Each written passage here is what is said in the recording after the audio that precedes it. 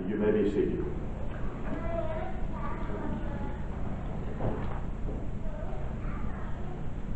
Have you ever thought about Christianity and what it is and what it's like? Christianity is like a multifaceted jewel. Its designs are so varied that it has to be viewed from every direction to see its beauty and to see its splendor. And actually offering a full and complete definition of Christianity is not as easy as it sounds on the surface, and not as easy as you might think it is. Because you see, Christianity, that is the perfect plan for the redemption of our souls. Christianity is God's own arrangement for reconciling the world unto Himself. It is designed to subdue the wild and reckless spirit and disposition of men and women and bring it into harmony with the will of God. So see, all of this and much, much more is actually involved in this system of grace that God has provided for us. Can you imagine the disastrous results if men and women were suddenly and arbitrarily transplanted to heaven, that home of the souls, while men and women were still in a carnal and fallen state? We'd be unfit for such associations, and it would result in misery and wretchedness. And that kind of arbitrary dealing with men and women would actually be most unkind. God will not thrust us into a state which we do not want. And God will not place us in a position for which we are unprepared. We have to serve our apprenticeship and finish our preparation. In the Sermon on the Mount, Jesus deals with the motives and dispositions that ought to characterize every one of us. Now, I want you to go back in time a couple of thousand years. And I want you to use your sanctified imagination. And by an eye of faith, I want you to visualize the audience Jesus faced preaching that Sermon on the Mount. There's that inner circle. And that's made up of His special friends, people like Peter and Andrew and James and John. And beyond that circle of His special friends stretch acre upon acre of human faces. And it is a vast throng of humanity. It's a cross-section of people. In that audience that day, beloved, there are the successes and there are the failures. There are those who have won and those who've been beaten. They're both there. There are rich and poor. They're literate. They're illiterate. As Jesus speaks to that crowd that day on that side of the mountain, He's speaking to a microcosm of the world. He's speaking to a world in miniature. But looking into the faces of every person there, Jesus is also able to see into their hearts. And all of them are seeking the same thing. All of them are seeking for a better life. So what does Jesus do that day? He tells them about a better life. He offers them a rule by which they might measure themselves. And according to the rule that Jesus lays out, if we adhere to that rule, we're able to put aside the weaknesses of humanity. And it is then that we emerge as worthy citizens of the kingdom of God. In Matthew chapter 5 and verse 20, Jesus lays out a very important principle. He tells those listening to Him that their righteousness must exceed the righteousness of the scribes and the Pharisees. If it doesn't, Jesus says, they cannot enter the kingdom of heaven. And as you read that Sermon on the Mount, over and over you read these words. You have heard it said, but I say unto you. You see, the old law, as it was administered by the rabbis in the days of Jesus, that old law was cognizant only of blatant acts. The teaching of Jesus went beyond the act and regulated the motive behind the act. The teachings of Jesus Christ see not only the deed, but the teachings of Jesus probe for the will and the disposition and the attitude that prompted that deed. The law forbids one person to kill another. But Jesus added to that the sin of being angry without cause. Under that old law, personal revenge was forbidden. Yet Jesus made resistance to evil equally sinful. Adultery was something that had always been prohibited. But Jesus goes further, and Jesus even condemns the look of lust that precedes adultery. He gives us some of the characteristics of the children of God. In verse 38 he says, you've heard it said, an eye for an eye, a tooth for a tooth. But I say unto you, that you resist not evil, but whosoever shall smite thee on thy right cheek, turn to him the other also. Jesus tells us there what our attitude should be toward grievous and aggravated insult. You see, to be slapped with the hand,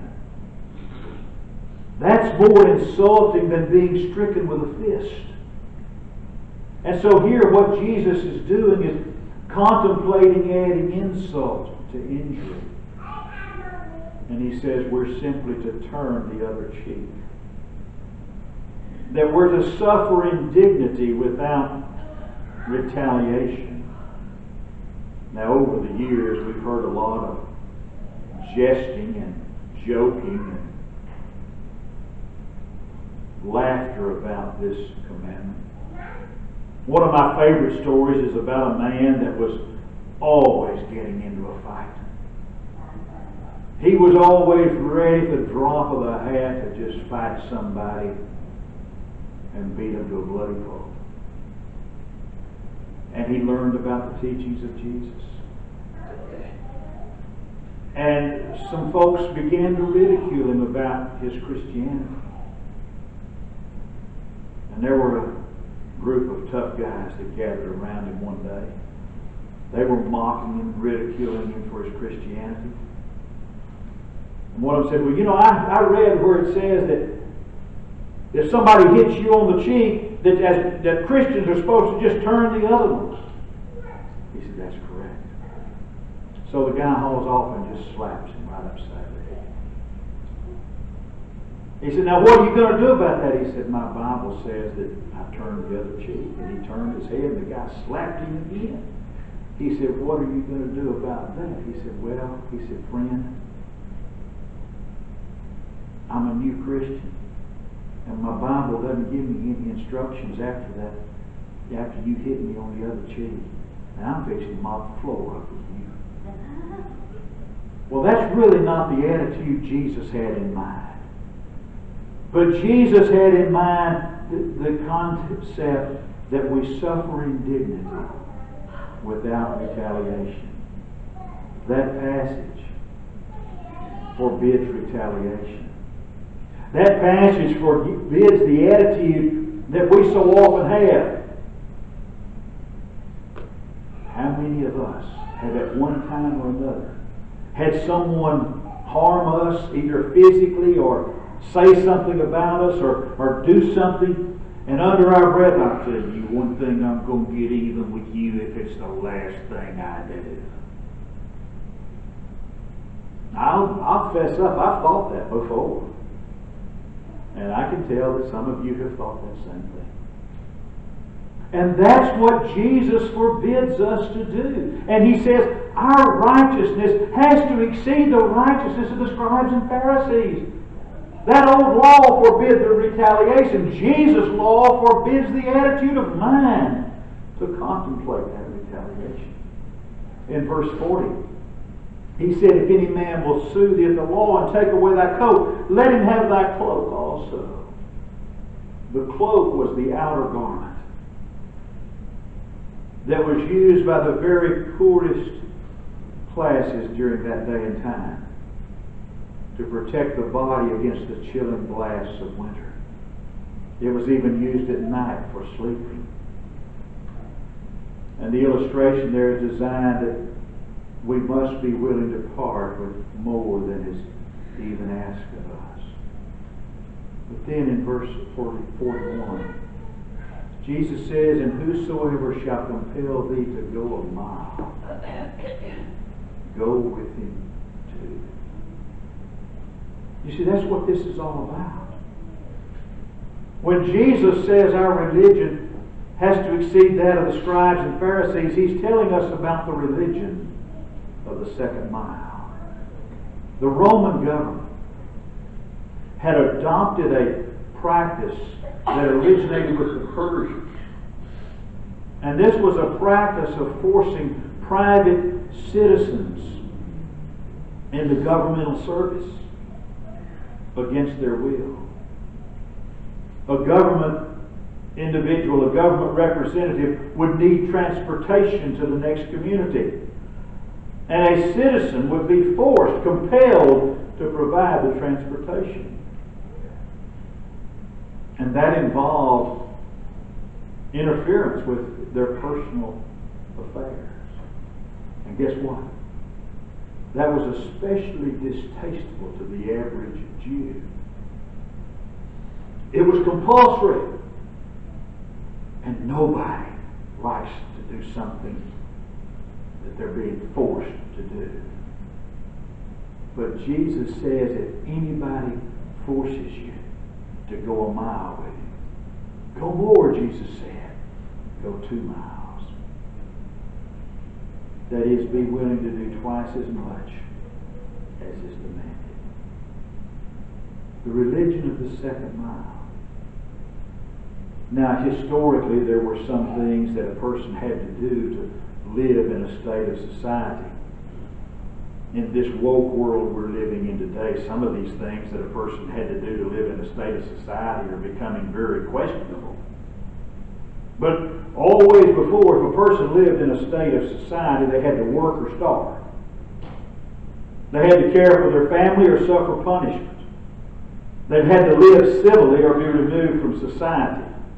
They had to work or they'd lose their job. We called it getting fired.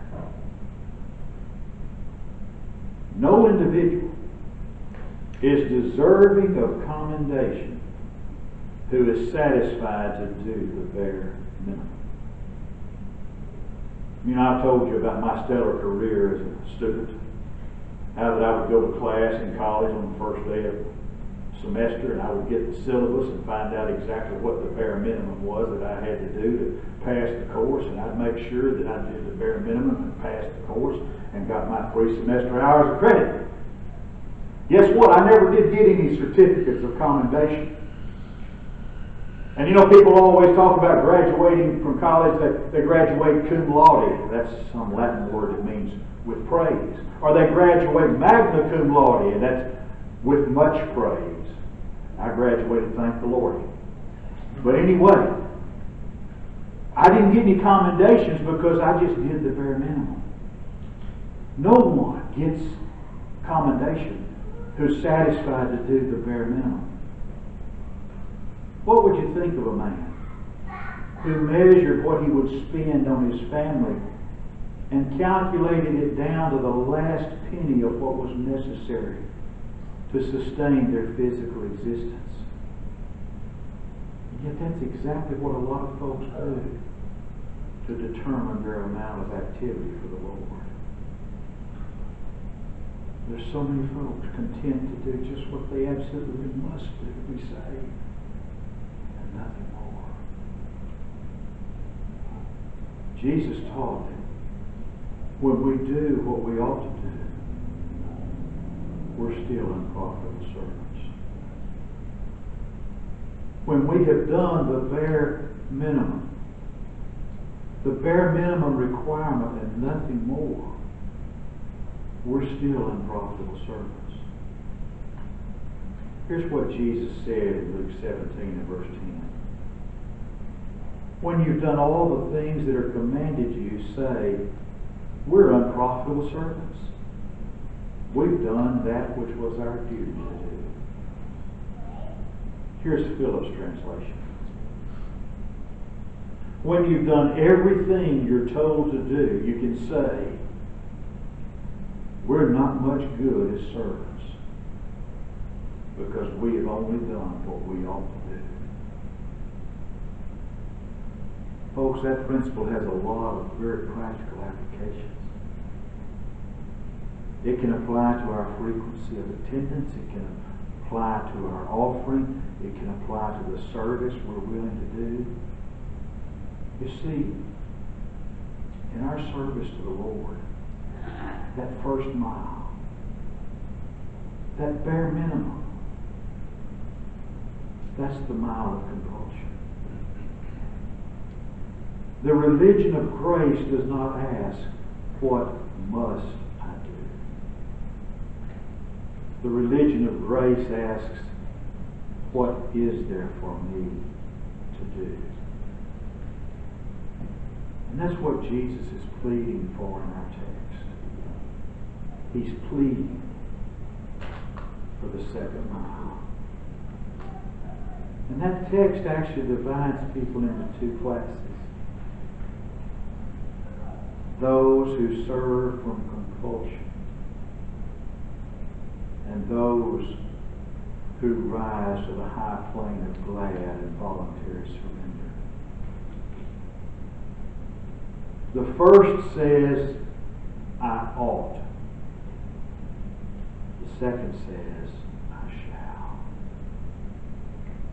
The first says, what do I have to do? The other says, what may I do more? We have an imperfect conception of sin.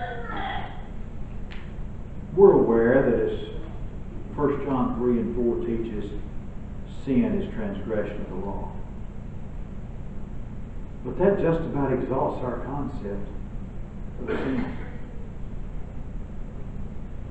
John also said in 1 John 5 and verse 17, all unrighteousness is sin. Unrighteousness is a failure to keep God's commandments. The psalmist writes that in Psalms 119, verse 172. Notice something about these passages. They deal with sin positively and they deal with sin negatively. Sin is doing what's wrong. Sin is also failing to do what's right. We have over the years been lulled into a false sense of security with this imperfect conception of sin.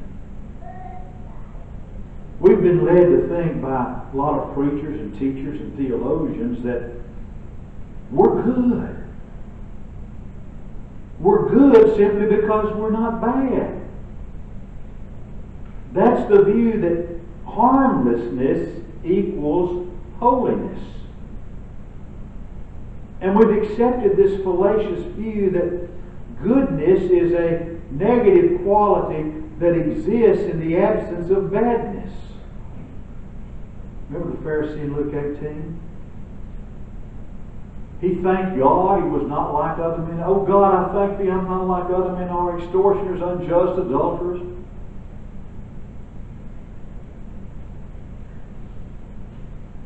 Are you listening? The things that some people have not done would fill a large book. Did you ever try to add up a column of zeros? What did you end up with? The philosophy that goodness is a negative quality, and a negative quality only, is the most insidious threat to the future of the church and the security of the saints that there is. You remember what James wrote in James chapter 4 and verse 17? Therefore, to him that knoweth to do good, and doeth it not, to him it is sin. What's sin? Not doing. God's laws divide themselves into thou shalt and thou shalt not.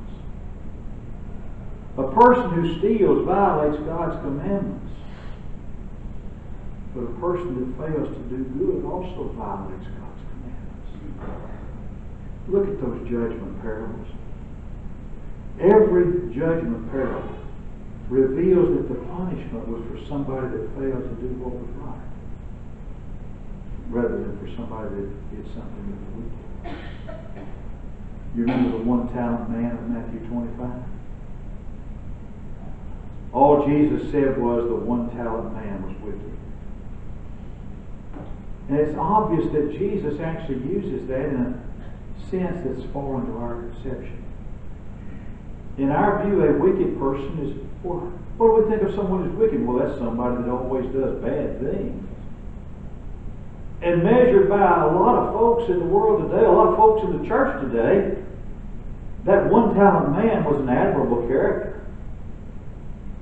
If fitness for eternal bliss is determined by what someone does not do, you can make a really good case for that guy.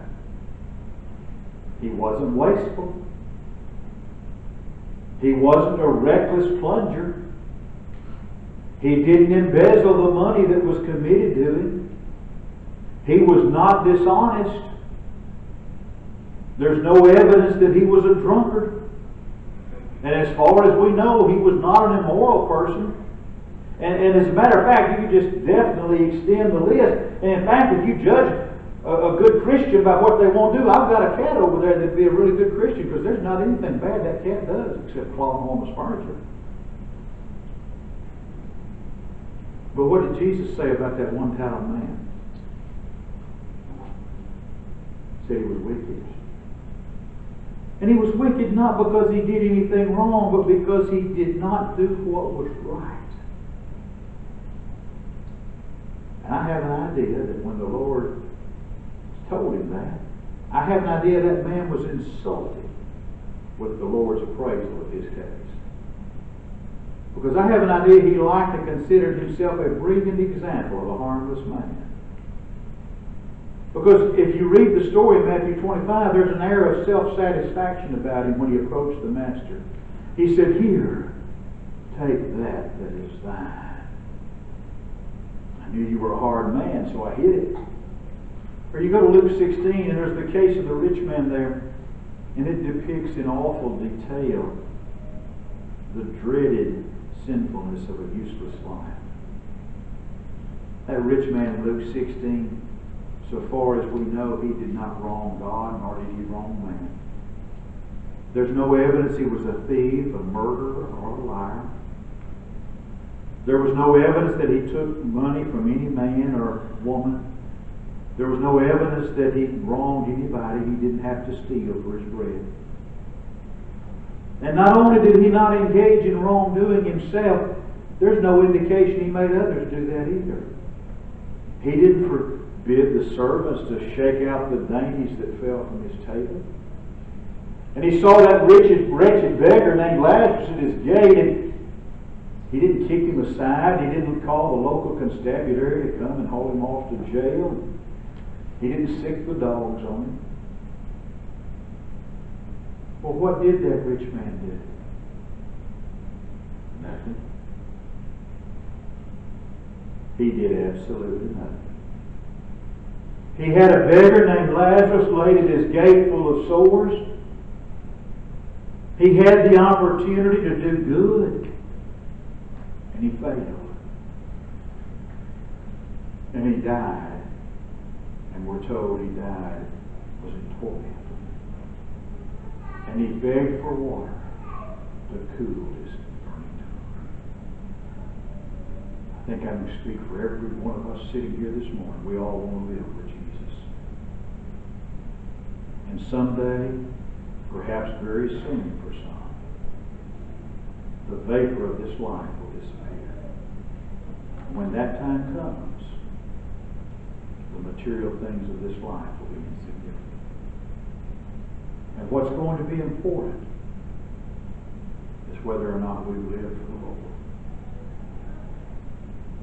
It's whether or not we've lived in such a way to perpetuate ourselves in the memory of God. Here's what the psalmist's prayer was in Psalm chapter 90, verse 12.